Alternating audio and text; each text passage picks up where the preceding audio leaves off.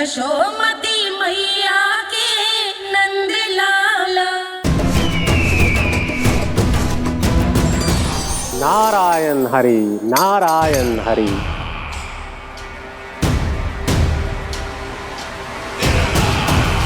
प्रणाम देवर्षि। किस योजना में कितना लाभ है और कितनी हानि, यह आंकलन करते करते थक गए होंगे मथुरा नरेश। देवर्षि, आज मेरा ध्यान कैसे आ गया आपको? आप तो सदैव ही मेरे ध्यान में रहते हैं महाराज कंस। सत्य तो यह है कि मथुरा में जो भी हो रहा है मुझसे छिपा हुआ नहीं है। मैं जानता हूं कि आप किसी भी असुर को वृंदावन क्यों ना भेजें, और वो असुर कितना भी शक्तिशाली क्यों ना हो, कृष्ण का सामना नहीं कर पाता। या तो पराजय स्वीकार करके आपके पास लौट आता है, या तो फिर वीर गति को प्राप्त हो जाता है।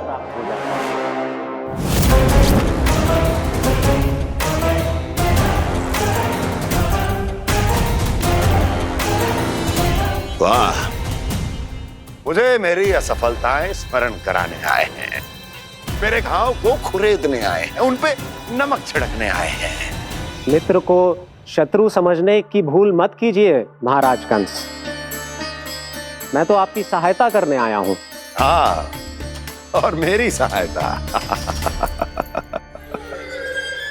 कृष्ण विष्णु अवतार है, आप विष्णु के भक्त हैं। मैं हूं विष्णु द्रोही, फिर भी तो आपके आराध्य को हानि पहुंचाना चाहता है, उसकी सहायता करना चाहते हैं आप। क्या आप निश्चित रूप से कह सकते हैं कि आप ब्रह्मांड के सभी नियमों को अच्छी तरह समझते हैं? अवश्य। आपके लिए बस इतना ही जानना पर्याप्त होगा कि मैं जो कुछ भी कर रहा हूं उसके लिए मेरे व्यक्तिगत कारण हैं। मैं तो बस आपके हित में पिछली बार की तरह एक सुझाव लेके आया था, पर यदि आप मेरा सुझाव सुनना भी नहीं चाहते तो आपकी इच्छा। नारायण हरि, नारायण हरि। कारण चाहे जो हो, इनके पिछले सुझाव के कारण ही आज मेरे शत्रुओं की संख्या कम है। अन्यथा मैं देवकी के अन्य पुत्रों को भी जीवित छोड़ देता, और आज वो सब अपने भाई के साथ मिलकर उसकी शक्ति को अनेक गुणा बढ़ा देते। ठहरिए देवऋषि।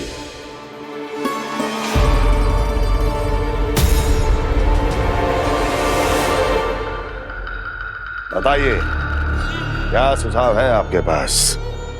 मेरे सुझाव का नाम है कालिया नाग।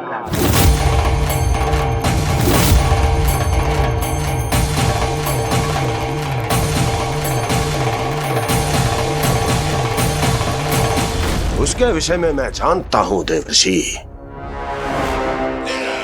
तो समस्या ये है कि मैं स्वयं उससे मिलने नहीं जा सकता, उससे भेंट नहीं कर सकता।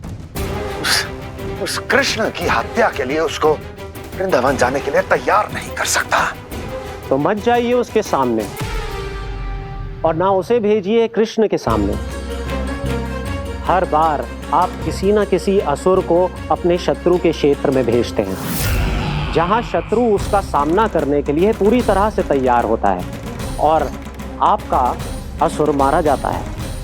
इस बार शत्रु को युद्ध स्थल चुनने का अवसर मत दीजिए महाराज। इस बार योजना का जाल ऐसे बुनिए कि कृष्ण स्वयं उसके पास जाने के लिए विवश हो जाए।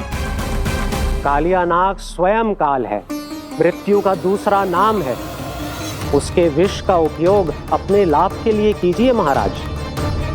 वैसे कालिया के विष की अधिकता का अनुमान तो होगा ही आपको।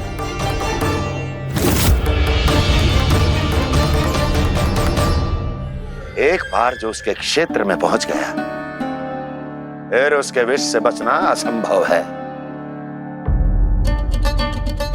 उचित सुझाव है देवर्षि, उचित सुझाव है। देवर्षि, उस छलिया विष्णु की भक्ति करते करते आप भी उसके रंग ढंग सीख गए हैं। उचित है, उचित है।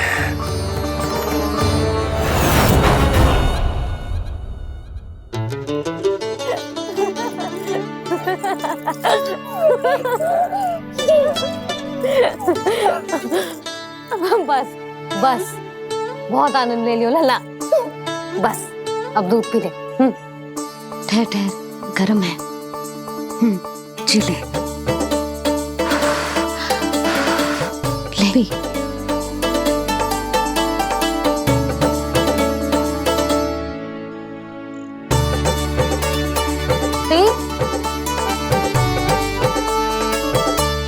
मैं ना होती तो ना जाने क्या हो तो तेरा। अपने आप दूध भी ना पी सकते है, भावला कहीं का। आपकी इस प्रेम के लिए तो मैं धरती पे आया हूँ मैया। मैं भी यही सोच रहा हूँ यशोदा कि तुम ना होती तो मेरा क्या होता। इसी बात पे थोड़ा दूध और कजू खाने को दे दो।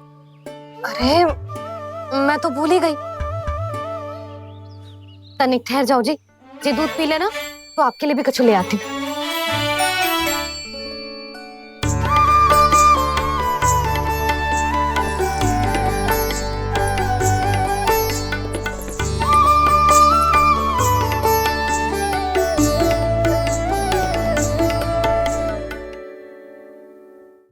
प्रणाम महाराज। आपकी आज्ञा के अनुसार बिल्कुल वैसा ही पत्र तैयार किया है जैसा आप चाहते थे।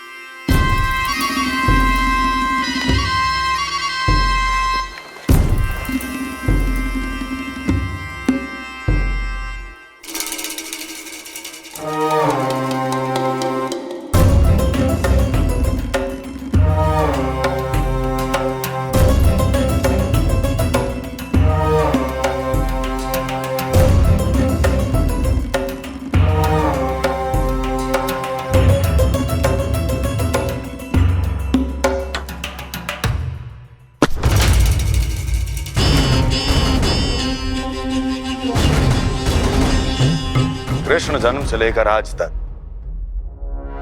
ये मेरी सबसे महत्वपूर्ण योजना है। इसका सफल होना निश्चित है दूत, किंतु केवल वही करना जैसा मैंने कहा है। जाओ।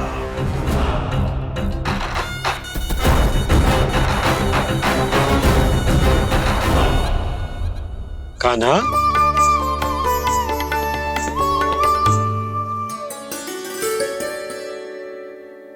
क्या होगा?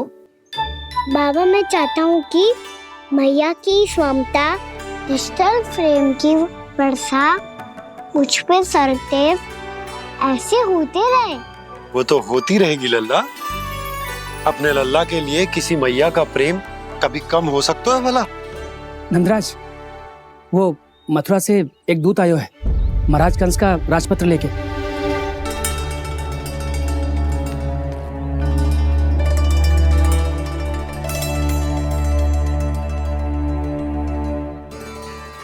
कान्हा अब क्या करने वाला है?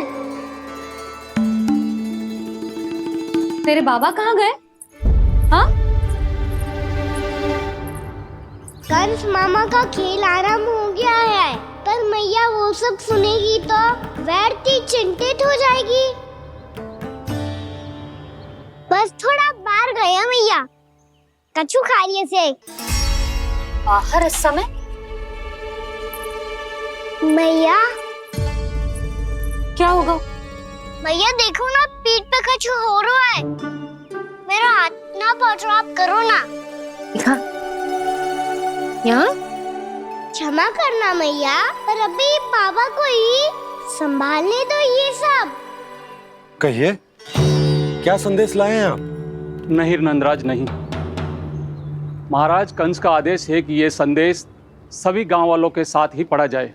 ठीक है, मैं गांव वालों के सामने पढ़ दूंगा, पर मुझे तो दीजिए पढ़ने के लिए। महाराज की आज्ञा का पालन करना आपके लिए भी आवश्यक है नंदराज। सभी गांव वासियों की सभा बुलाइए। बंसी, सभी गांव वालों की सभा बुलाओ। राजपत्र में ऐसा क्या संदेश भेजो है कंस ने? अब मेरे पत्र को पढ़कर सब भौचक्के रह जाएंगे। और वो कृष्ण, उस कृष्ण के पांव के नीचे से तो भूमि खिसक जाएगी, आकाश फट पड़ेगा, बिजलियां गिर जाएंगी। प्राप्ति, ओ प्राप्ति, कंस का पुत्र स्वयं को बहुत अधिक शक्तिशाली समझता है ना वो।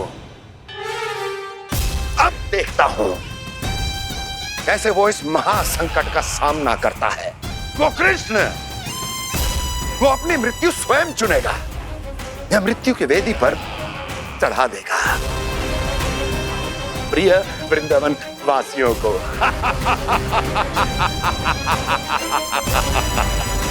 अब आएगा आनंद प्राप्ति, अब आएगा आनंद। सबको इकट्ठा करवा के ही पढ़वाएगो। अवश्य ही कोई विशेष संदेश दिया होगा कंस ने। मैं भी यही सोच रही हूँ सुलक्षणा जीजी, कछु ना कछु तो विशेष है, पर जे हो क्या सकता है? हाँ, बात तो सही है। ऐसा क्या हो सकता है? सभी गांव वासियों के सामने कहा जाए, कछु तो विशेष अवश्य लग रहे हैं। बाहर इतना कोलाहल क्यों हो रहा है? मैया, मैया, अब क्या होगा? मैया देखो ना, सर पे कछु हो रहा है। लल्ला, नारायण ने तुझे हाथ दिए हैं ना? पीठ की बात अन्य थी। अपने सिर की सेवा स्वयं कर। सर पे तो हाथ पहुंच रहा है ना?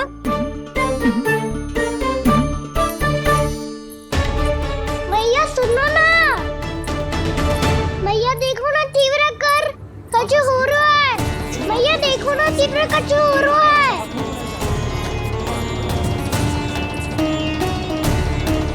सब लोग आ चुके हैं, अपना संदेश सुनाइए आप।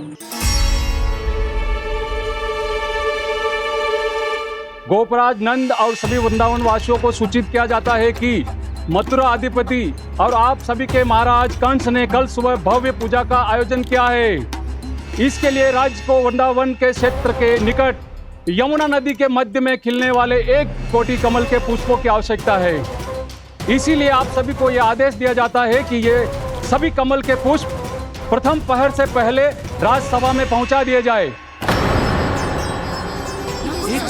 इतने सारे पुष्प वो भी प्रथम पहर से पहले कैसे हो सकते हैं? यदि आप ऐसा करने में असफल रहे तो इसे राज आज्ञा का उल्लंघन माना जाएगा और राजद्रोह के आरोप में आप सभी को कड़े से कड़ा दंड दिया जाएगा। स्मरण रहे, यदि कल की पूजा में इन 1 कोटि कमल के पुष्पों का ना पहुंचने के कारण कोई व्यवधान आया तो समस्त वृंदावन वासियों को दोषी माना जाएगा और पूरे गांव को निवासियों सहित धूल में मिला दिया जाएगा। कल प्रथम पहर तक का ही समय है आप सबके पास।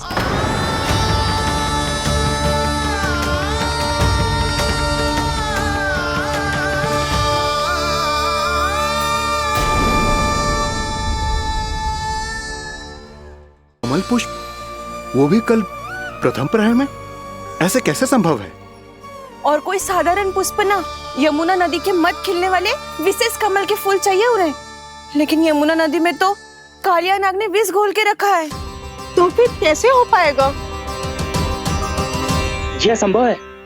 हमारी मृत्यु का संदेश भेजा है राजा कंस ने। सदैव की भांति इस समस्या पर भी गांव के बड़े ही विचार करेंगे। बालकों का यहाँ होना उचित ना है।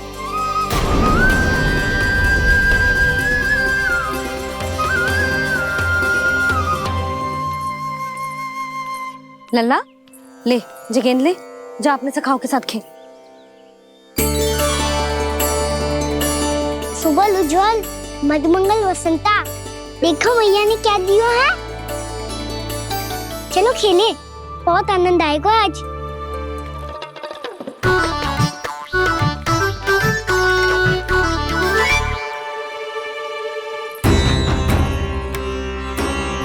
भानु, बंसी, जाओ और शीघ्र ही वो घेरे का कार्य समाप्त करो।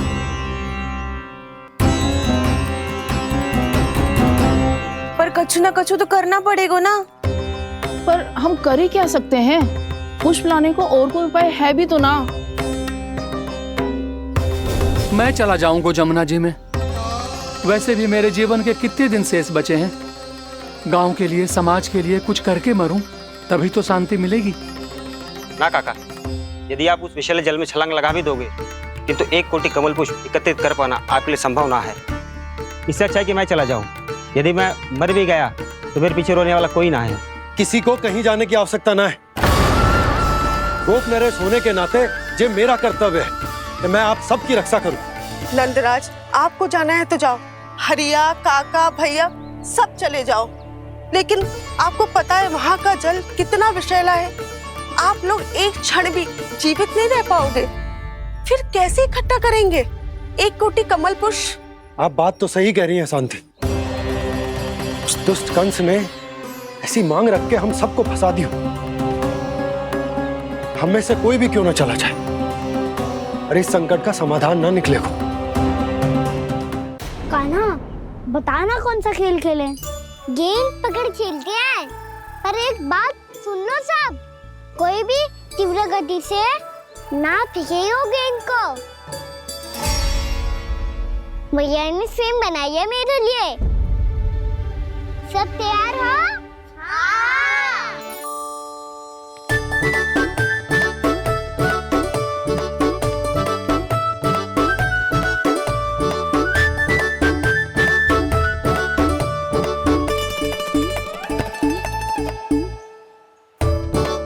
मुझे दो।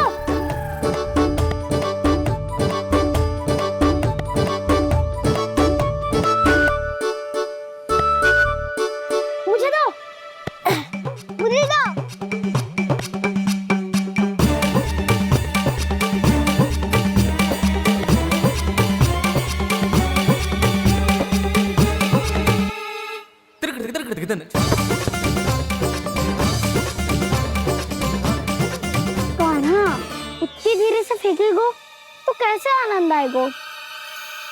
थोड़ा बल लगा के फेंक। हाँ कान्हा, हम अभी बड़े हो गए हैं, तू अब भी छोटे बालकों की तरह फेंक रहा है।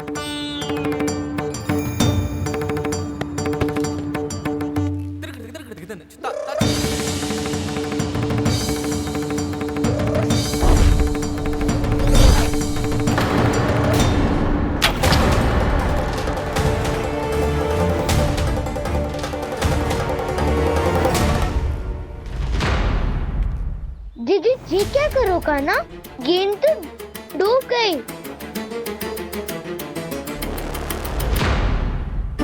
अच्छा, तो ये सब इसकी योजना का भाग था ताकि ये कालिया का सामना कर पाए।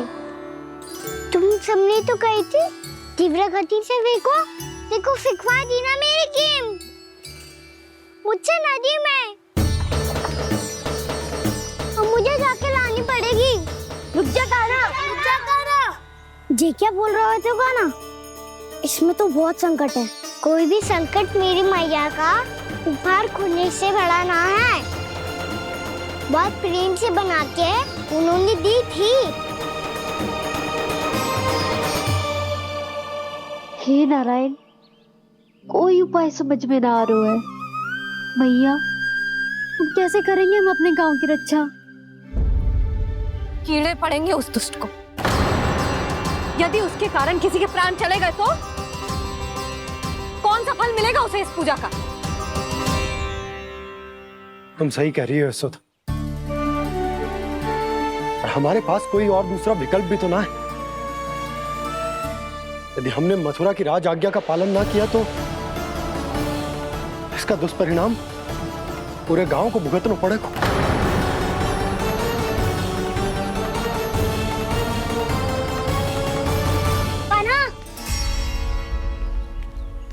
तुम्हें पता है कि तो भगवान है, दिव्य है, बहुत शक्ति है तुझमें। पर फिर भी हम तुझे विषैले जल में ना जाने दे सकते। कुछ होगा तो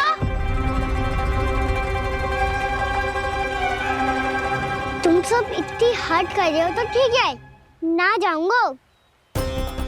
गेंद कहाँ गिरी है, कितनी दूर गई है, ये तो देख लो, ताकि उसे बाहर निकालने का कोई उपाय ढूंढ पाओ।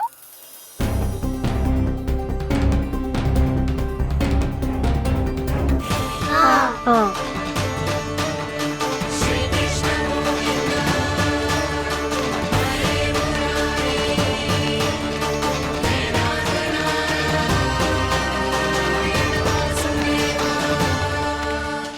कान्हा की ये लीला तो समझ ही नहीं आ रही।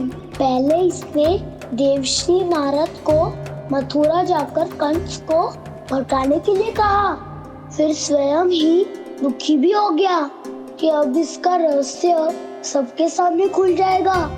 और अभी स्वयं ही तो इसने कहा था कि गेंद बहुत महत्वपूर्ण है, फिर स्वयं ही उसे नदी के विसले जल में फेंक दिया।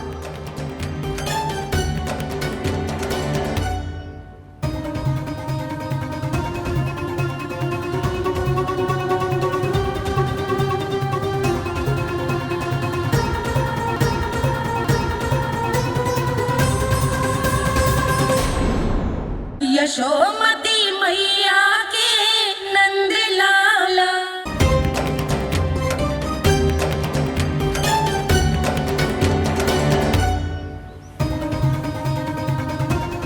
कान्हा तू ऊपर क्यों चढ़ रहा है? अरे ऊंचाई से देखूंगा तभी तो गेंद दिखेगी।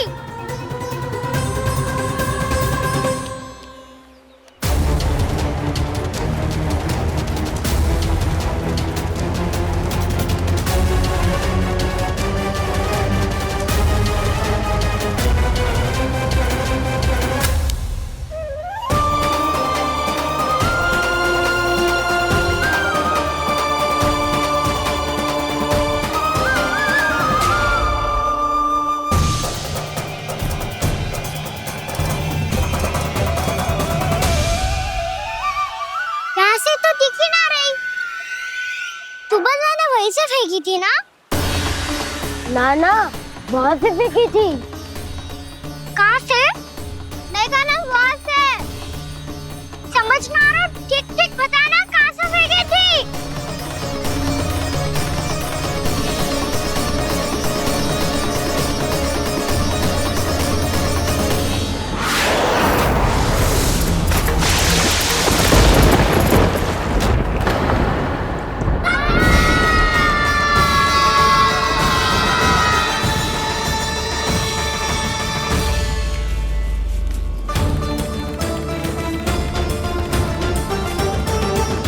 कालिया नाग के क्षेत्र में जाकर कोई भी जीवित वापस ना लौट सको।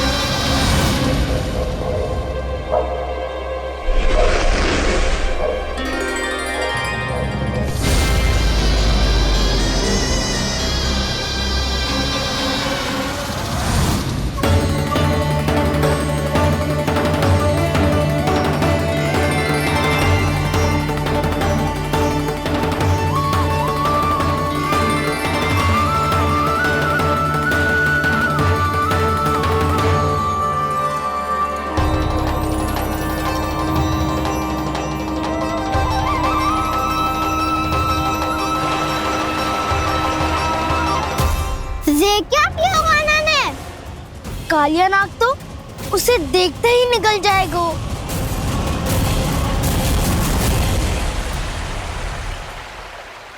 तो आरंभ से अब तक सब कुछ उसकी लीला का ही भाग था।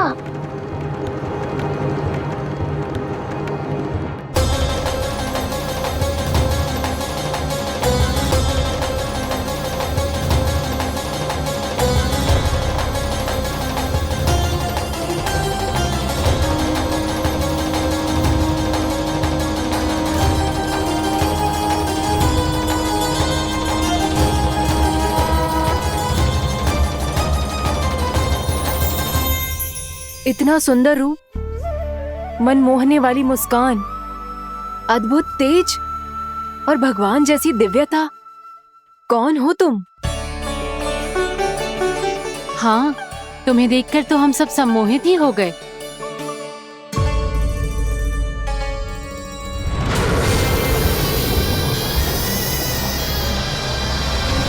तुम जो भी हो बालक, वापस लौट जाओ। हमारा हृदय तुम्हें ही देखते रहना चाहता है, किंतु यदि हमारे पति जाग गए तो तुम्हें अवश्य हानि पहुंचाएंगे। ये बहुत विषैले है बालक, कालकोट जैसे भयानक। इनके विष से तुम नहीं बच सकोगे। नंदराज, कालिया नाग के विष का प्रभाव बढ़ते ही जा रहा है। पहले 8 कोस तक उसके विष का प्रभाव था, अब तो 1 योजन से अधिक क्षेत्र में फैलो है। जल पीने के प्रयास से अनेक पशु मारे गए हैं और नदी के निकट के वृक्ष और वनस्पति सब नष्ट होने लगे।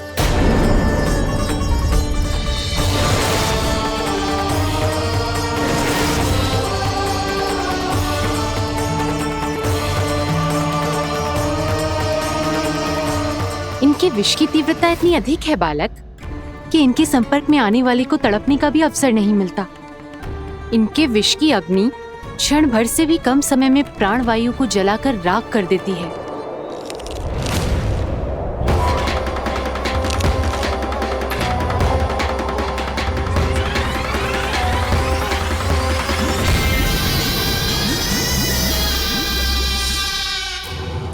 तब तो समस्या और भी गंभीर हो जाएगी। मैंने तो सुनो है कि कालिया नाग कम से कम 2 योजन लंबा है, सैकड़ों फन है उसके।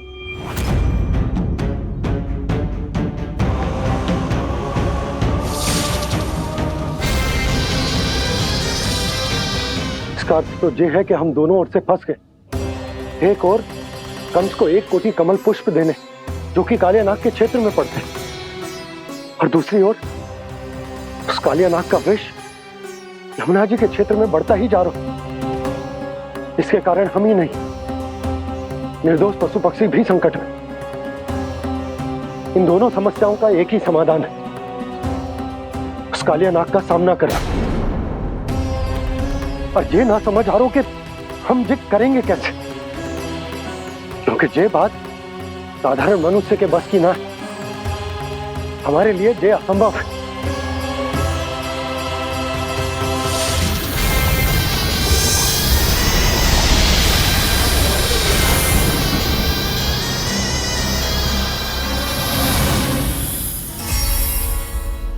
अब तो तुमने अपनी आंखों से भी देख लिया बालक, ये कितने विषैले हैं। नींद में भी विष उगलते हैं।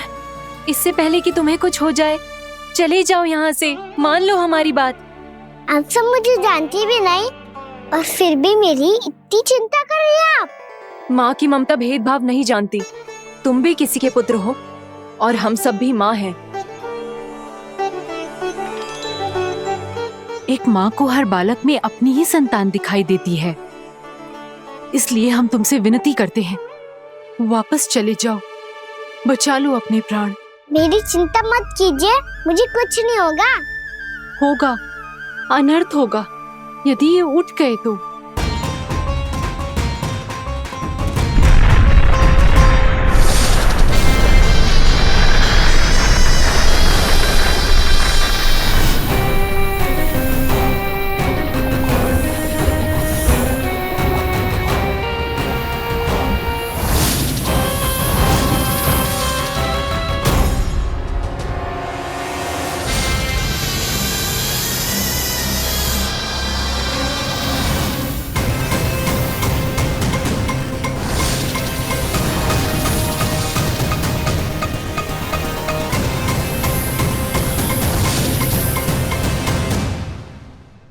सामने होते हुए भी अपने इश्क को केवल वही देख सकता है जो अपना अभिमान त्याग चुका हो। पर पूर्व जन्म में मेरा भक्त होने के नाते मेरा सत्य स्वरूप देख पाने में मुझे इसकी सहायता करनी चाहिए।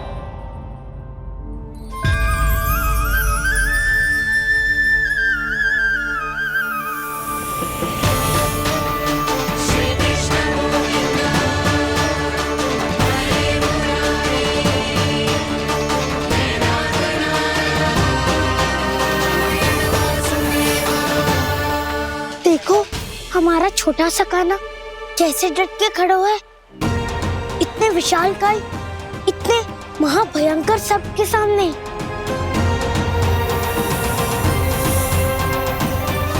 ये कोई भगवान नहीं है जो इसके सामने हाथ जोड़ रही हो तुम सब।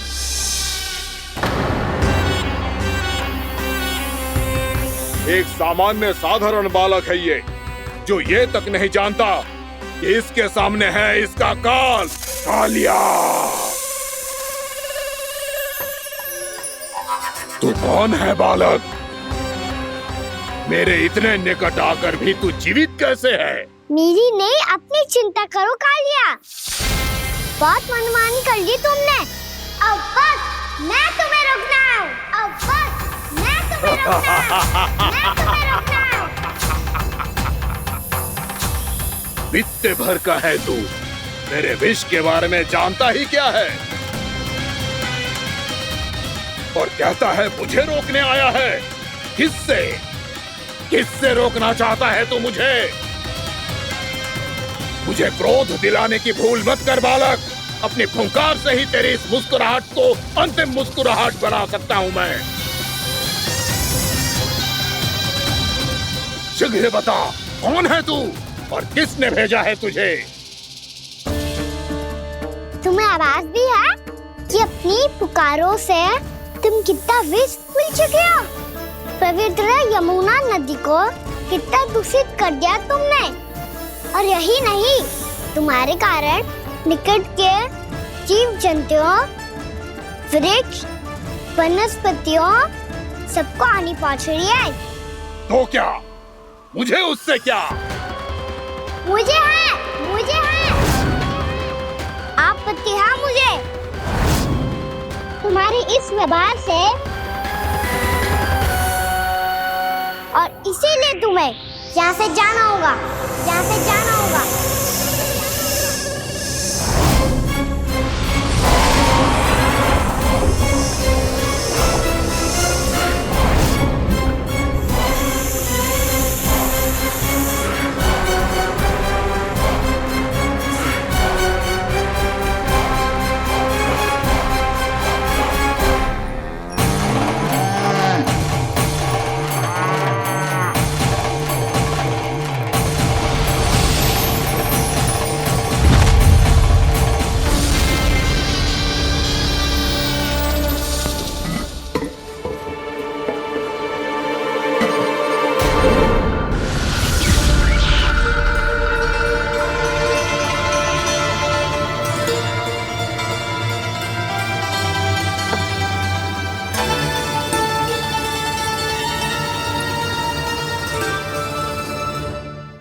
मुझे आदेश देने का साहस भी कैसे किया तूने?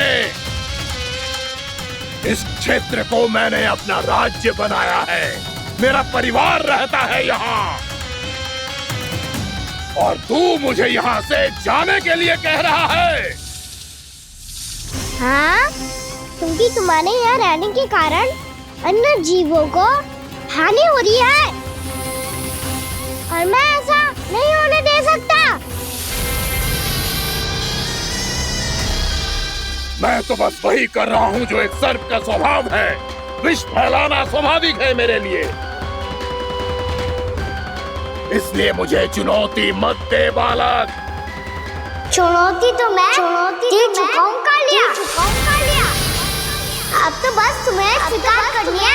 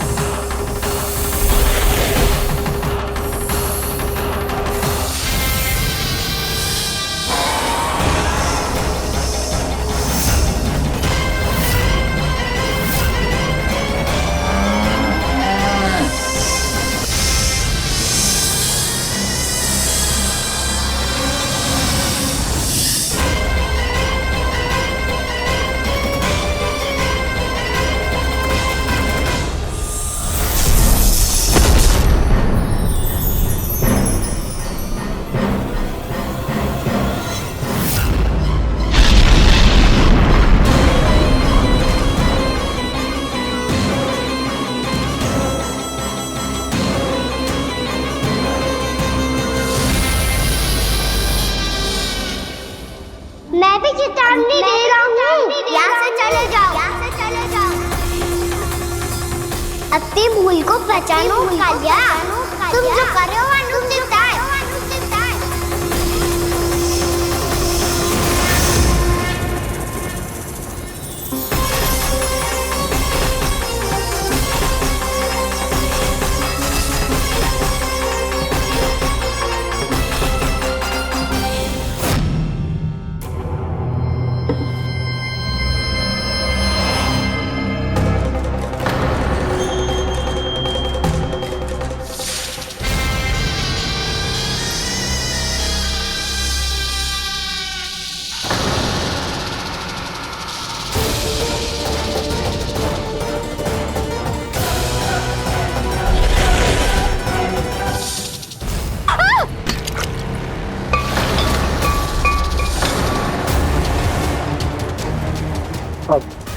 मैं आता हूँ। क्या हो गया सुधा? मुझे आवाज हो रहा है जी, कछु ना कछु गड़बड़ है। यशोदा, जो समस्या हमारे सामने है, हम सभी उसका समाधान खोजने में जुटे। तुम विश्वास करो, मैं कोई ना कोई समाधान अवश्य ढूंढ लूंगा। हम कैसे भी करके वो कमल के पुष्प उस कंस तक पहुंचा देंगे। नाना, समस्या उससे कहीं अधिक है, उससे कहीं अधिक बड़ी, उससे कहीं अधिक भयानक है।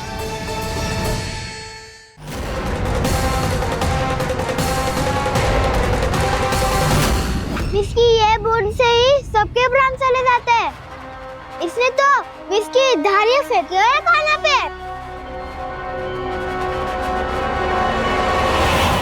कान्हा कैसे बच्चे को अधिक विष से?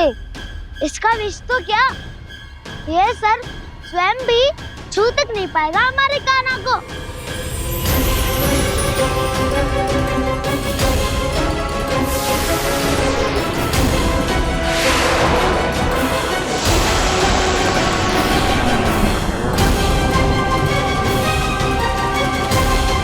तुम्हारे सखा को, मेरे भाई को कोई हानि नहीं पहुंचा पाएगा। ये कान्हा का सत्य चाहे जो हो बलराम, पर अभी तो जो एक बालक ही है ना। देखो कैसे विष के कारण स्थिर हो गया है।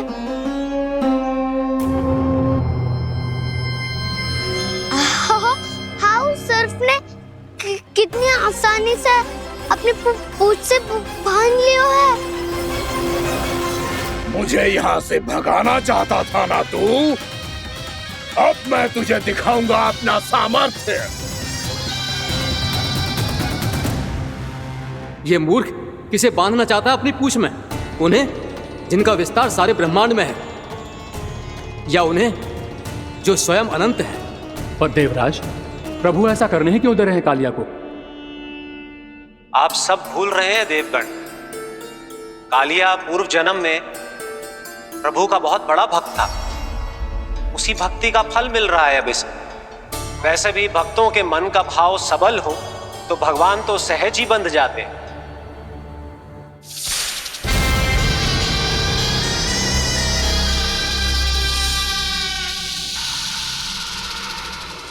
बलराम, तुमने ही तो कही थी कान्हा को कछु ना होगा। देखो उस दुष्ट ने चारों ओर से जकड़ लियो है।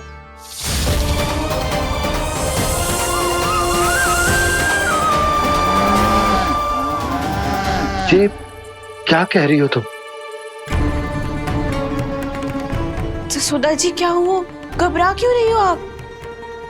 सुलक्षणा, मुझे आभास हो रहा है कुछ बहुत बड़ी अनहोनी हो गई है। नंदराज, नंदराज, नंदराज!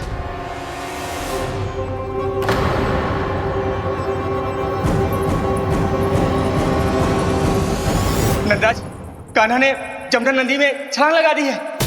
कान्हा ने जमना नदी में छलांग लगा दी है। कान्हा ने जमना नदी में छलांग लगा दी है। कान्हा जमना में कूद गया है।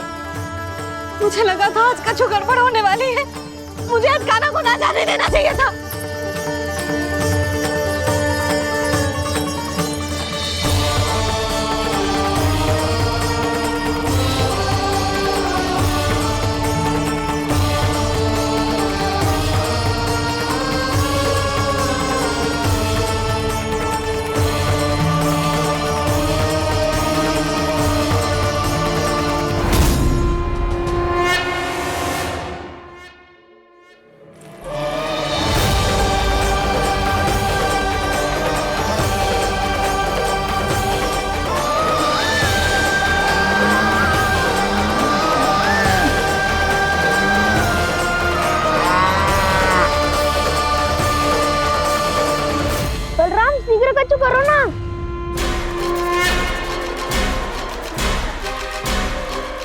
कुछ भी करो पर कान्हा को बचाओ। नाग बहुत भयंकर है, कान्हा अकेले ना संभाल पाएगा इसे।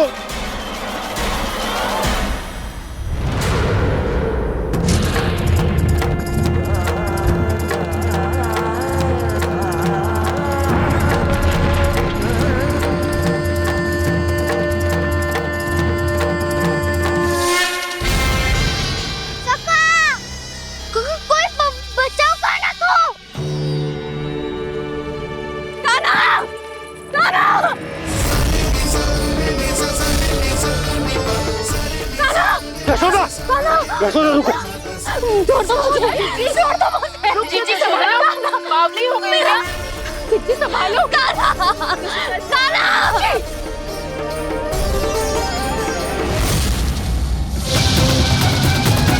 यशोमती मैया के नंद लाला।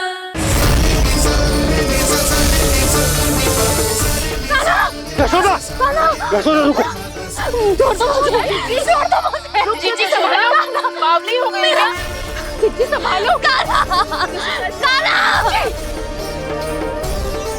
देखो अब कैसे तुम्हारे अस्थियों को तोड़कर छोटे छोटे टुकड़ों में बदल दूंगा मैं।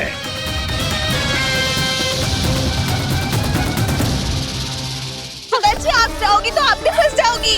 अपने लल्ला के लिए मैं किसी भी संकट का सामना करने के लिए तैयार हूँ। छोड़ो ना यशोदा, हमें कोई और उपाय खोजना पड़ेगा। कोई और उपाय? आप देख ना रही मेरा कान्हा किस दशा में है। कान्हा मैया के वश में नहीं है, नहीं तो ये अपने लल्ला के लिए साक्षात काल का भी सामना कर ले। ये तो केवल कालिया नाग है। हे नागराज, आप मेरे प्राण ले लो पर कान्हा को छोड़ दो। ना नागराज, आप मेरे प्राण ले लो, मैं विरोध भी ना करूंगी। ना नागराज, आप मुझे मार दो पर मेरे कान्हा को छोड़ दो। ना ना ना ना नागराज, मेरे प्राण ले लो, हमारे कान्हा से क्या शत्रुता है आपकी? प्रभु के लिए जो प्रेम यशोदा मैया के हृदय में है, वही इन सभी गोपियों के हृदय में भी है।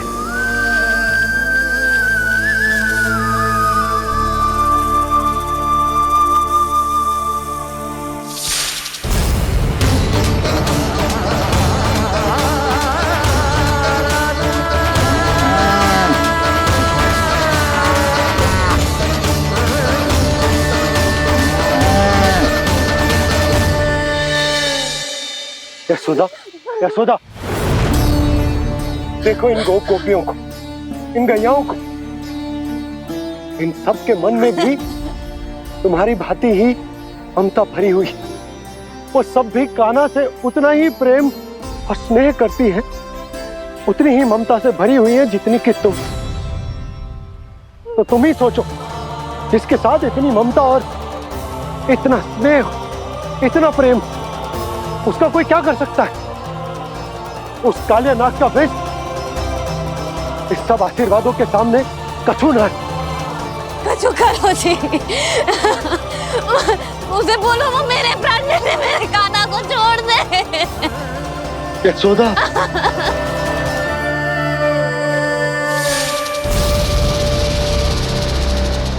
केवल इन्हीं में नहीं देवराज, नाग पत्नियों के हृदय में भी ममता का वही प्रेम उमड़ रहा है। देखिए। मैं आपके हाथ जोड़ती हूँ स्वामी, इस बालक को छोड़ दीजिए। ये अवश्य ही कोई दिव्य आत्मा है स्वामी। हम आपसे विनती करते हैं स्वामी, इस नन्हे बालक को हानि मत पहुंचाइए स्वामी। मेरी पत्नियां मेरे ही शत्रु के लिए विनती कर रही हैं। अब यदि इसके पक्ष में एक शब्द भी कहा तुम सबने, तो मैं इस बालक से पहले तुम सबके प्राण ले लूंगा। हो रहा प्रसन्न नाग कालिया, विजय को निश्चित जान। रोते बिलखते व्याकुल सब, संकट में देख कान्हा के प्राण।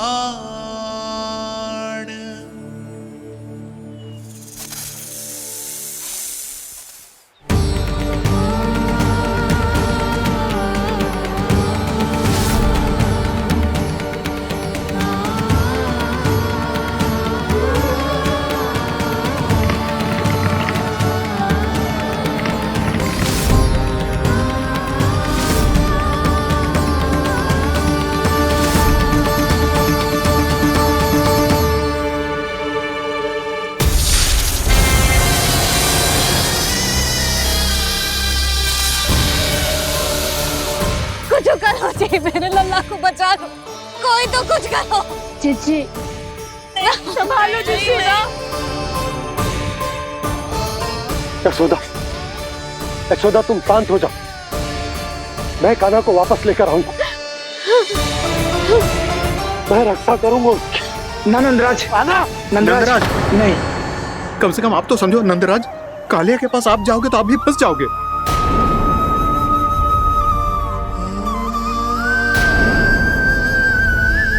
बलराम, तेरा भाई इतनी भीषण संकट में है और तुझे जरा भी दुख ना हो रहा?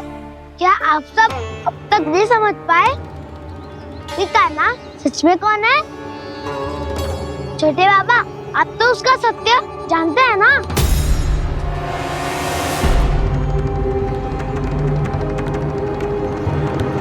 मानता हूँ कि आप सब कान्हा के रहस्य के बारे में नहीं जानते, पर क्या उसके जन्म से आज तक घटी एक से बढ़कर एक विचित्र घटनाओं को भी भूल गए हैं आप सब?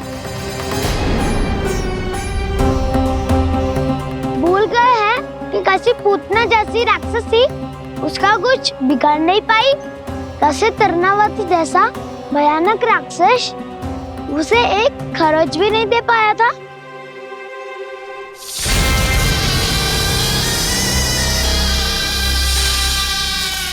आप सबने अपनी आंखों से देखा था ना, बकासुर से कान्हा की रक्षा करने देवता स्वयं आए थे, पर सत्य तो ये है कि वो सभी देवता भी उस असुर के सामने असमर्थ हो गए थे।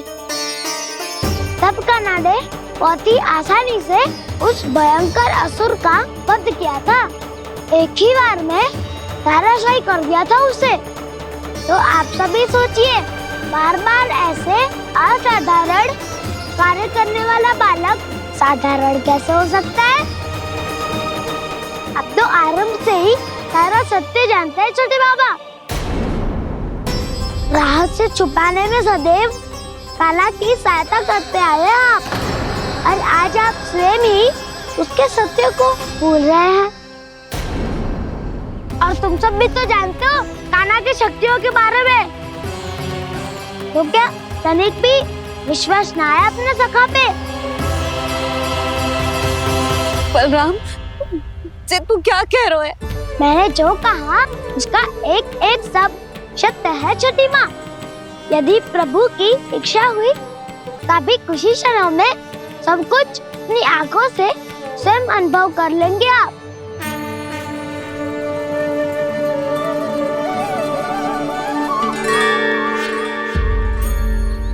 शांताकारं भुजगशयनं पद्मनाभं सुरेशं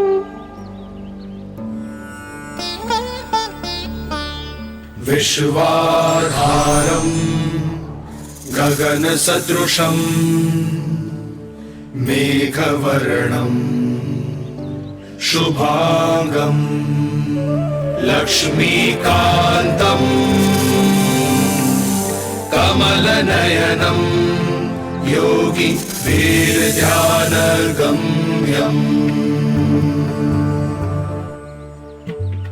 वन्दे विष्णुं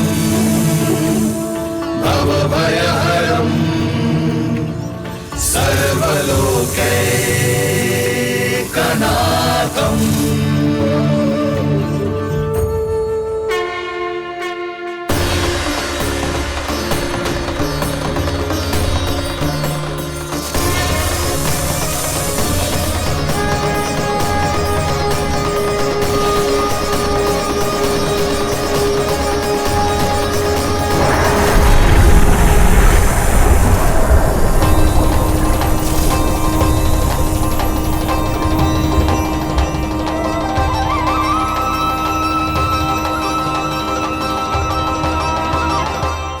तुझे क्या लगता है बालक कि तू मेरी जगत से निकल गया तो अब बच जाएगा तू?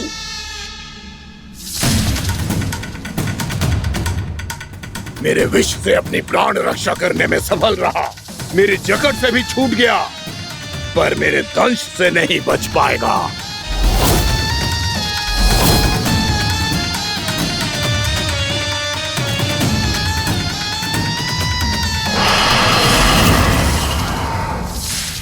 अब भय से भाग रहा है, पर मैं तुझे मृत्यु देकर रहूंगा।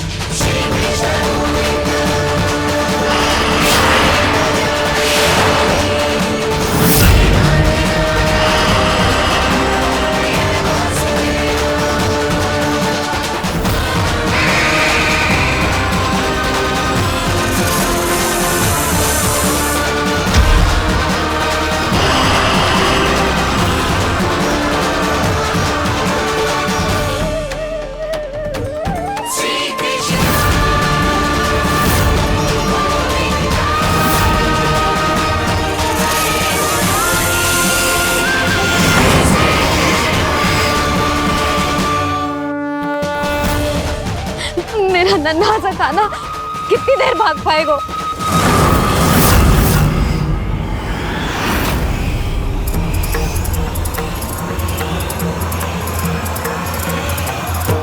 और कितनी प्रतीक्षा करोगे मेरी भक्त कालिया? भक्त नहीं, काल हूँ मैं तेरा। जब अहंकार का मुकुट बुद्धि को ढक लेता है तो भक्त अपने भगवान को भी नहीं पहचान पाता। व्यर्थ की पहेली में मत उलझा बालक, ना मैं भक्त हूँ और ना तू भगवान।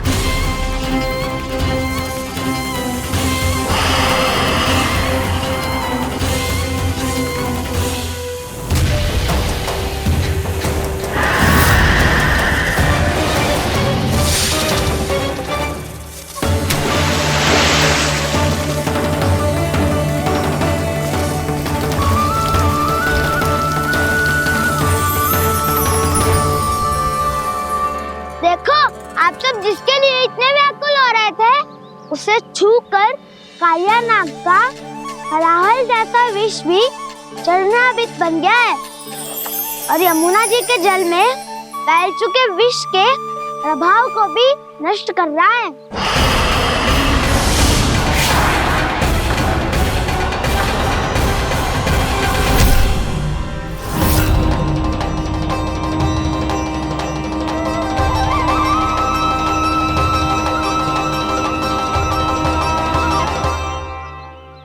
धर्म रक्षक अधर्म विनाशक प्रभु श्री कृष्ण का कौशल सचमुच अद्वितीय है।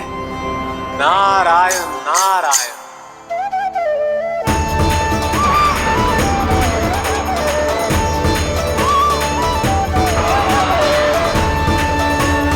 मेरा भाग तुम्हारे भीतर के अहंकार का प्रतीक है कालिया। अब तुम्हारा अहंकार, तुम्हारा अर्पण मेरे पाँव के नीचे है और तुम्हारी पूंछ अर्थात तुम्हारे प्राण मेरे हाथ में।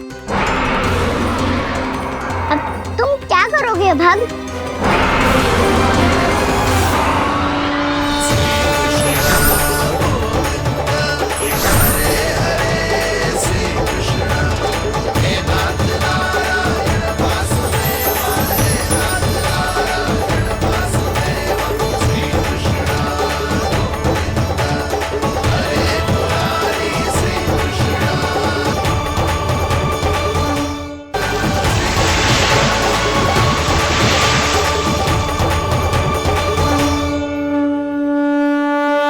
प्रभु, भले ये आपको पहचानने में असमर्थ हो, पर हम सब ने आपको पहचान लिया है।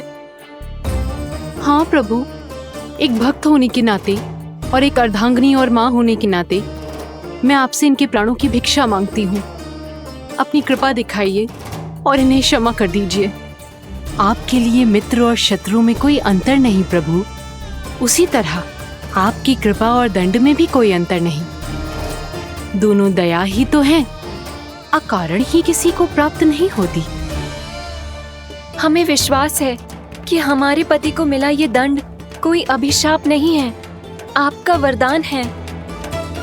ये सत्य है प्रभु कि इनसे बहुत से पाप हुए हैं। इनके विष से बहुत सारे जीव जंतु को हानि पहुंची है, पर अब आपके चरण इनके शीश पर पड़ गए हैं। ऐसी कृपा तो बड़े बड़े महान महात्माओं को भी दुर्लभ है, और इन्हें प्राप्त हुआ तो अवश्य ही ये किसी महान पुण्य का ही फल है। हे प्रभु, उन्हीं पुण्य कर्मों की शक्ति का आह्वान कर मैं आपसे विनती करती हूँ, इन्हें प्राण दान दीजिए। मैं अपने इस भक्त को क्षमा अवश्य करूंगी देवियों, यदि ये अपने अहंकार को त्याग कर मुझे पहचान ले तो।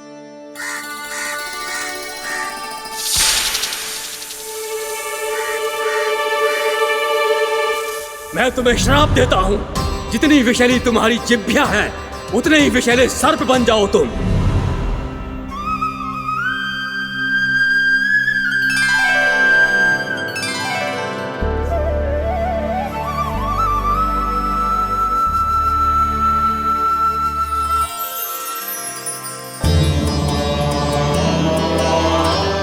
नारायण, मुझे क्षमा कीजिए नारायण। मैं तो आपका परम भक्त था, किंतु मैं आपको पहचान नहीं सका। इसका दंड तो मुझे मिलना ही था, किंतु मैं अब प्रायश्चित करना चाहता हूं। इसके लिए यदि आप मेरे प्राण भी ले लेंगे तो भी मुझे कोई दुख नहीं होगा। मैं अपना जीवन, मृत्यु और अपना अस्तित्व सब कुछ आपको समर्पित करता हूं। मैं तुम्हारे क्रोध के कारण श्राप मिला, जिसे विशाल सर्प के रूप में तुम्हारा जन्म हुआ, और सर्प का तो स्वभाव है विष फैलाना। इसीलिए तुम्हें दंड नहीं दूंगा मैं, सिर्फ सभी अपराधों का पश्चाताप कर लिया। इसीलिए मैं तुम्हें क्षमा करता हूँ कालिया।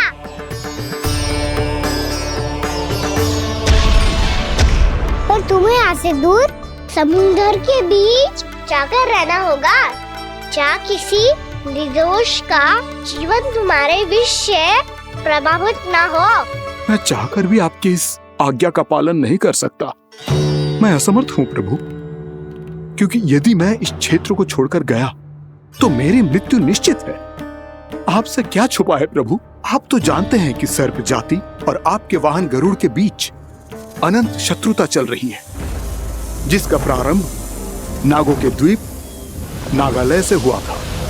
उस द्वीप पर छोटे जीवों को निगल जाने के लिए सर्प थे, और गरुड़ को सर्पों का स्वाद बहुत प्रिय था। इसलिए वो बार बार नाग द्वीप जाने लगा था। पर इस कारण पूरी सर्प जाति उससे आतंकित हो गई थी। इसलिए जब भी गरुड़ वहाँ पहुँचता तो सभी सर्प छिपने लगते। जब गरुड़ को इसका आभास हुआ तो उसे बड़ा क्रोध आया और वो उत्तेजना में भरकर सर्पों का शिकार करने लगा। भूख ना होने पर भी उन्हें मारने लगा। अब सर्पों के प्राण हरना उसके लिए खेल बन गया था। इस भीषण समस्या का समाधान ढूंढने के लिए पूरी सर्प जाति महान सर्प वासुकी के सामने इकट्ठी हुई। हे महान वासुकी, हमारी सहायता कीजिए। नागद्वीप पर गरुड़ ने आतंक मचा दिया है। पहले तो वो हमें अपना भोजन बनाता था, लेकिन अब हम उसके खेल का साधन बन चुके हैं। भूख हो या ना हो, जब तब आकर वो हमारे प्राण हर लेता है। अनुचित हिंसा के इस प्रथा का आरंभ सर्पों ने ही किया है। पहले आप सबने पूरे द्वीप पर अधिकार कर लिया, फिर आहार के साथ साथ आनंद के लिए भी आप सभी ने निर्दोष जीवों की हत्या की। और जब सृष्टि का संतुलन बनाए रखने के लिए गरुड़ आपको अपना आहार बनाने आया तो आप सब अपने प्राणों की रक्षा के लिए छिपने लगे। तो फिर गरुड़ का उत्तेजित होना तो स्वाभाविक ही था। नागनाथ, जो हमने अन्य जीवों के साथ किया वही अब हमारे साथ हो रहा है, परंतु ये भी तो सृष्टि के संतुलन के विरुद्ध ही है ना? अवश्य है, इसलिए मैं गरुड़ से चर्चा करूंगा। धन्यवाद प्रभु।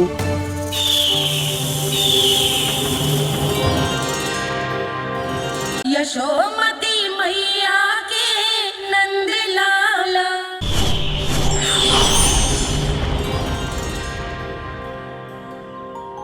श्री नारायण के वाहन पक्षीराज गरुड़, मैं संपूर्ण सर्प जाति की ओर से आपसे एक निवेदन करने आया हूँ। कहिए, क्या कहना चाहते हैं आप? हे पक्षीराज, यदि आप हम पर ऐसे ही आक्रमण करते रहे तो शीघ्र ही हमारी प्रजाति समाप्त हो जाएगी। इसीलिए हमारी आपसे विनती है, यदि आप उचित समझें तो सर्पों के किसी एक घर से हम आपको एक सर्प प्रतिदिन अर्पित करेंगे। आप उसको आहार बनाइए और अन्य सर्पों को जीवित रहने का अधिकार दीजिए। मुझे स्वीकार है। तब से प्रतिदिन किसी एक घर से एक सर्प गरुड़ के भोजन के लिए भेजा जाने लगा। समय के साथ मेरे घर की भी बारी आई, परंतु मैंने एक बहुत बड़ी भूल कर दी। समय आ गया है स्वामी, आज गरुड़ के आहार के लिए इसे चुना गया है। कौन है यह गरुड़ और क्यों दूं मैं इसे कोई भेंट? स्वामी, सभी सर्प राज्यों और गरुड़ के बीच में यही समझौता हुआ है, हमें इसका सम्मान करना ही होगा। मैंने कोई समझौता नहीं किया, मैंने कोई वचन नहीं दिया और ना ही मैं किसी गरुड़ से भयभीत होता हूँ। यदि इस राज्य में किसी को सर्पों को अपना आहार बनाने का अधिकार है तो वो केवल मुझे है। अब से गरुड़ को दी जाने वाली हर भेंट मुझे दी जाएगी, महाविषधारी महान नागराज कालिया को। यह और कुछ नहीं,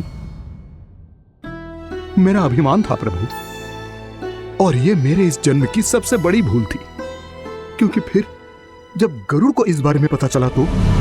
कालिया, अभिमान में आकर तूने अपने काल को ललकारा है। जिस कालिया के नाम में ही काल छिपा है, तू उसे ललकारने का दुस्साहस कर रहा है गरुड़। स्वयं को भगवान विष्णु का वाहन कहता है तो वाहन का ही कर्म कर। स्मरण रख, इस धरती के सर्वश्रेष्ठ योद्धाओं के लिए भी मैं मृत्यु का दूत हूँ। विनाश काले विपरीत बुद्धि, तुझ जैसे मूर्ख सदा इस युक्ति को सार्थक करते आए हैं। अपने विनाश को आमंत्रण किया है तो अब भोग।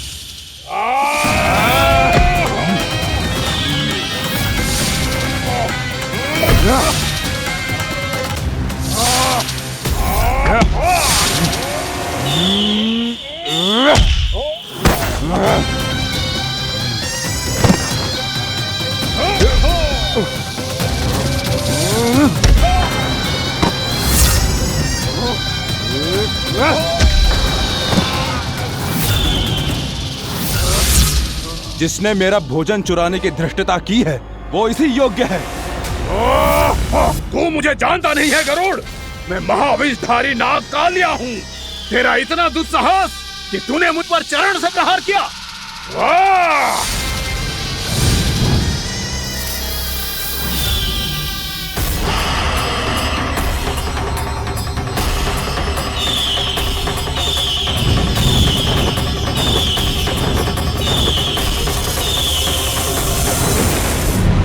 मैं अपने अभिमान में भूल गया था कि गरुड़ मुझसे कहीं अधिक शक्तिशाली है। इसलिए अपने प्राणों की रक्षा करने के लिए मैं एक स्थान से दूसरे स्थान भागने लगा। नदियां, पर्वत, यहां तक कि मैंने सागर भी लांघ डाला, पर मैं जहां भी जाता गरुड़ के रूप में मेरा काल वहीं आ जाता। इसीलिए मृत्यु की आशंका से भयभीत होकर मैं अपने बड़े भाई मां कद्रू के प्रथम पुत्र अनंत शेषनाग से राय लेने चला गया। भैया, मैं यहां आपसे आपकी सहायता लेने आया हूं। मेरी एक छोटी सी भूल के कारण यह गरुड़ मेरा पीछा कर रहा है। मुझे हर समय हर स्थान पे ढूंढते रहता है। यदि उसने मुझे ढूंढ लिया तो वो निश्चित ही मेरे प्राण ले लेगा। मुझे कोई ऐसा स्थान बताइए जहां मैं अपनी पत्नी और अपनी संतानों के साथ शांति से रह सकूं। तुम यमुना नदी के किनारे वृंदावन क्षेत्र में जाके वास करो कालिया। गरुड़ वहां प्रवेश नहीं कर सकता क्योंकि उसे ऋषि सोबरी का श्राप मिला हुआ है।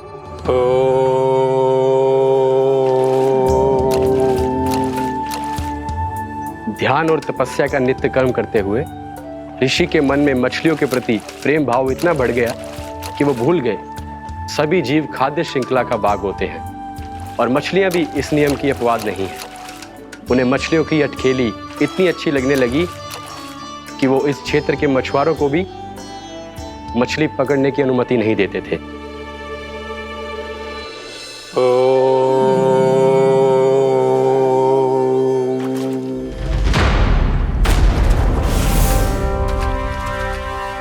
उस दिन वो उस पक्षी को नहीं रोक पाए, पर तब से सावधान रहने लगे। यहां तक कि अपने साधना से भी अधिक ध्यान वो पक्षियों पर केंद्रित करने लगे। ठहरो! इसी क्षण अपनी चोंच में पकड़ी इस मछली को छोड़ दो।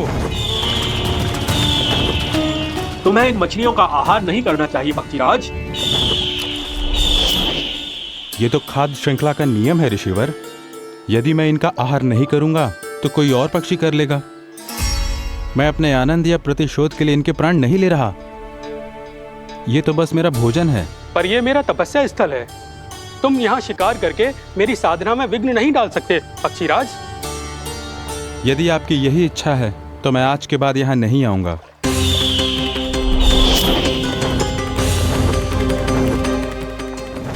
पर आज ये मछली मेरे आहार के रूप में पकड़ी जा चुकी है। मैं वचन देता हूँ ऋषिवर, इस स्थान पर यह मेरा अंतिम शिकार होगा।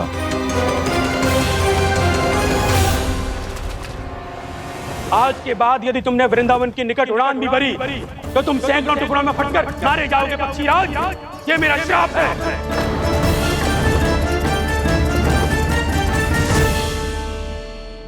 और इसीलिए भैया शेषनाग के सुझाव के अनुसार मैं यहां आ गया। पर अब यदि मैं कहीं और जाऊंगा तो मेरे प्राण नहीं बचेंगे प्रभु। डिस्टेंट रहो कालिया। अब से गरुड़ तुम्हें कोई हानि नहीं पहुंचाएगा। अब तुम्हारे फनों पर मेरी पक्षिंग बन गए कालिया। इसीलिए अब से तुम्हें गरुड़ से कोई भय नहीं होगा। निश्चिंत होकर अपने परिवार के साथ गहरे समुद्र में चले जाओ और सुख से शांति से निवास करो। पर ध्यान रहे निर्दोष जीवों को हानि ना पहुंचे। आपने मुझे जीवन दान दे दिया प्रभु। इस उपकार से मैं कृतज्ञ हूँ प्रभु। आदेश दीजिए, मैं आपकी सेवा कैसे करूं? तुम्हारे जल क्षेत्र से 1 कोटि कमल पुष्पों को लेने की अनुमति दे दो कालिया। यही मेरी सेवा होगी। प्रभु, ये तो मेरा सौभाग्य होगा।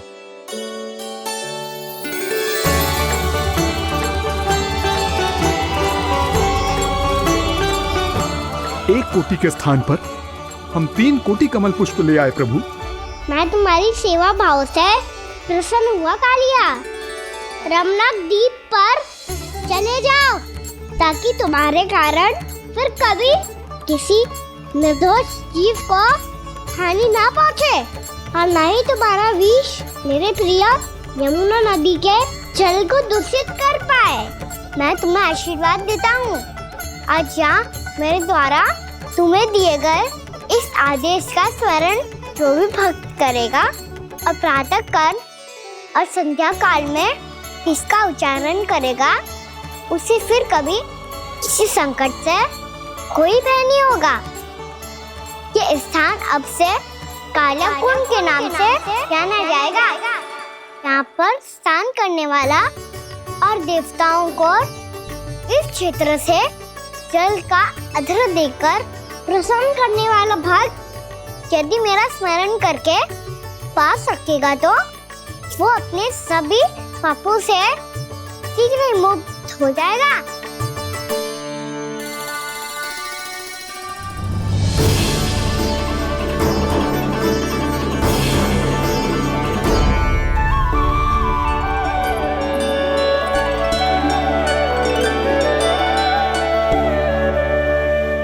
कौन है जी भगवान जिसने अभी अभी कालिया जैसे विशाल विस्तर का सामना किया? क्या एक साधारण बालक जो शीत की अधिकता से ठिठुर रहा है? क्या करूं? मैं लल्ला को ममता के आंचल में छुपा लूं या भक्त बनकर प्रभु की लीला देखती रहूं? क्या करूं मैं? कितना ठंडा था जल, बहुत सर्दी लग रही है। सर्दी से तड़पते हुए कैसे देखूं इसे? अभी जाके अपने पल्लू से सुखाती हूँ। हृदय से लगा के स्नेह की आंच दूंगी तो सर्दी पल भर में छूमंतर हो जाएगी।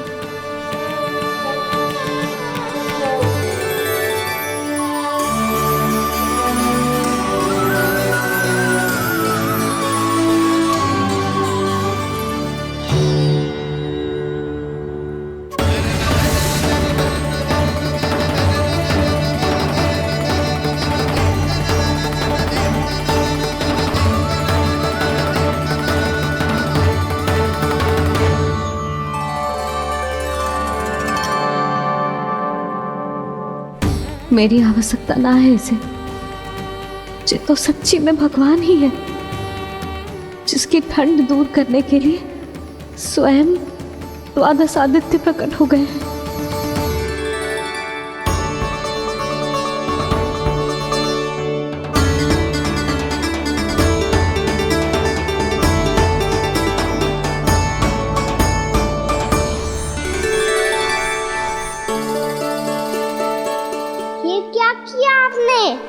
मैया मुझे अपने हृदय से लगाने वाली थी कि आप सब प्रकट हो गए। क्षमा कीजिए प्रभु, पर आपको भीगा हुआ देखकर, ठंड से ठिठुरता हुआ देखकर हमसे रहा नहीं गया। हम अपने वश में नहीं थे प्रभु। भक्ति से भावुक होकर हम प्रकट होने पर विवश हो गए थे। हमारी किरणें जैसे स्वयं ही फूट पड़ी और दौड़ पड़ी आपको सुखाने के लिए। मैं आपका प्रेम, आपकी भक्ति समझता हूं आदित्यगण, और इसीलिए इस समय मैं जहां खड़ा हूं, इस स्थान को द्वादश आदित्य टीला के नाम से जाना जाएगा। द्वादश आदित्य टीला के नाम से जाना जाएगा। हम धन्य हो गए प्रभु। और कहाँ जा रहा है? जो गड़बड़ किया है उसे सुधारिए तो सही। प्रभु आज्ञा दीजिए। अपना दाम इतना अधिक बढ़ा दीजिए कि मुझे स्वेद आने लगे, ताकि मैया मुझे स्वेद में लीला देख के और भूल जाए कि मैं ही भगवान हूँ, और मैया मुझे अपनी गोद में उठा के ले जाए।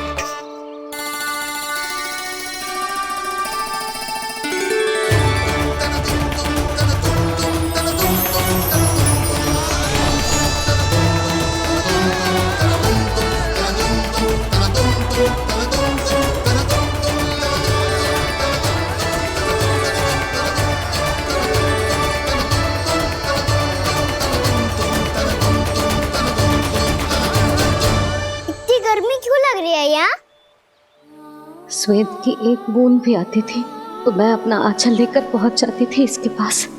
जानती ही नहीं थी कि चेतु स्वयं वायुदेव को आदेश दे सकते हैं कि वो बहने लगे और उसका सारा स्वेद सुखा दे। वायुदेव की आवश्यकता नहीं है मैया, मुझे आप ही चाहिए लगता है जिस बात का भय था वही सत्य होने लगी है। भैया मेरे भगवान रूप को भूल नहीं पाएगी और अब मेरे लिए उनसे सत्य छुपा कर रख पाना कठिन हो जाएगा। कृष्णा कृष्णा हरे कृष्णा कृष्णा कृष्णा मुरली मनोहर कृष्णा गोपाला गोविंदा हे दामोदरा।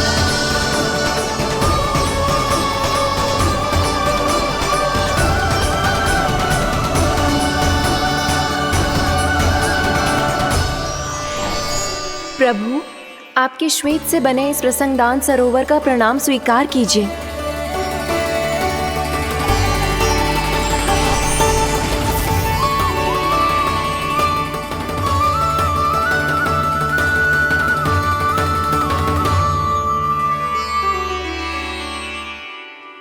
ओहो, इस चमत्कार को देखकर भैया को और भी अधिक विश्वास हो जाएगा कि मैं भगवान ही हूँ। अब कैसे मनाऊं मैया को कि मैं इनका लाई हूँ। बाबा है ना, अब तो यही सहायता करेंगे। श्री कृष्णा गोविंदा हरे हरे श्री कृष्णा गोविंदा हरे हरे श्री कृष्णा हरे मुरारी श्री कृष्णा श्री कृष्णा श्री कृष्णा।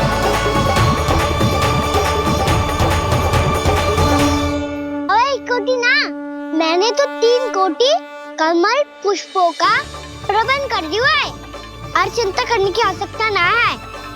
1 कोटी कमल के स्थान पर 3 कोटी कमल पुष्प मिल गए हैं। हाँ कान्हा, मैं उचित संदेश के साथ ये सारे पुष्प उस कंस के पास भिजवाता हूँ। महाप्रक्रमी कान्हा की जय। वृंदावन रक्षक कान्हा की जय। महाप्रक्रमी कान्हा की जय। भानु जी नंदराज, बाकी गांव वालों को लेकर ये सारे पुष्प इकट्ठा करो और कंस के दरबार में पहुंचाओ। जी।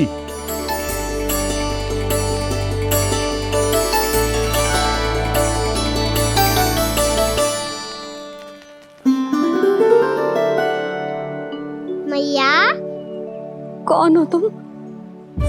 मुझे पता था मैया, जब आपको सत्य पता चलेगा तो आप मुझे मैया की तरह स्नेह ना कर पाओगी, इसीलिए आज तक सत्य छुपाता आया हूँ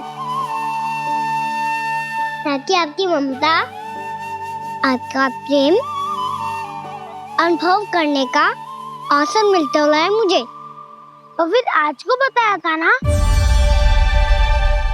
जो रहस्य तुमने बरसों तक छिपाया था उसका भेद खुलने में तुम्हारा ही योगदान है। मुझे कालिया के शीश पर अपने पद चिन्ह रखकर उसे मुक्त कराना था दाऊ, वचन दिया था मैंने उसे। इसके अतिरिक्त निर्दोष पशु पक्षियों के जीवन को कालिया के विष से ही बचाना था मुझे। इसमें कंस को तो सम्मिलित करना ही था ताकि जब मैं कालिया का सामना कर रहा हूँ तो वो किसी और असुर को समस्या बनाकर वृंदावन ना भेज दे। पर इस सबसे बड़ा एक कारण और था दाऊ, मैं चाहता था कि मैया को सत्य पता चल जाए। पर क्यों कहा ना? क्योंकि मुझे लगने लगा था कि मैया से ये रहस्य छुपाकर इनके साथ धोखा कर रहा हूँ। अपराध बोझ से दबा जा रहा था मैं।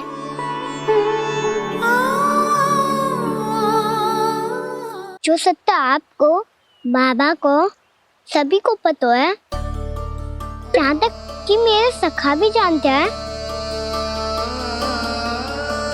वो सत्य मैंने मैया से छिपाया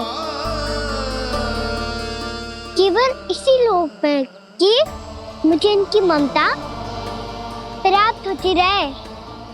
पर ऐसा करके मैं अपने से निस्वार्थ प्रेम करने वाली मैया को धोखा दे रहा था। आप ही बताओ दाऊ, जो इस संसार में मुझसे सबसे अधिक भरोसा करता है, उसी के साथ छल कैसे कर सकता हूँ मैं? हाँ, मैं नारायण का अवतार हूँ, पर अपनी मैया का छोटा सा लल्ला भी तो हूँ।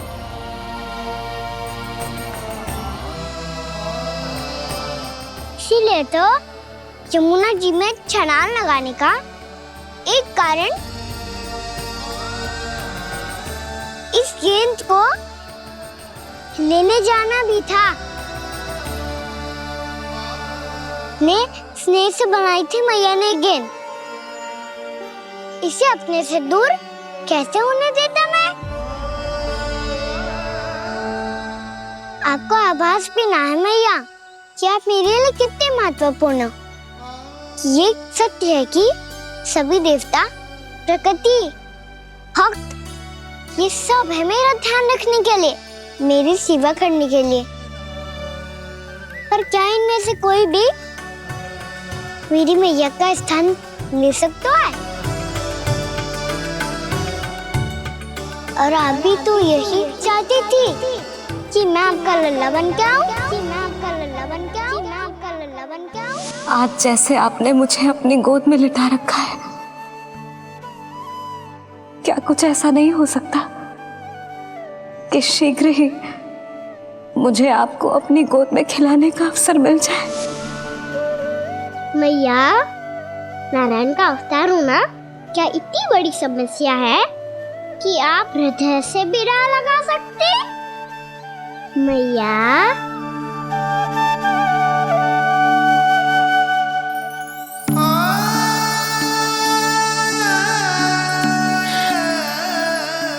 मेरा कान्हा, मेरा लल्ला।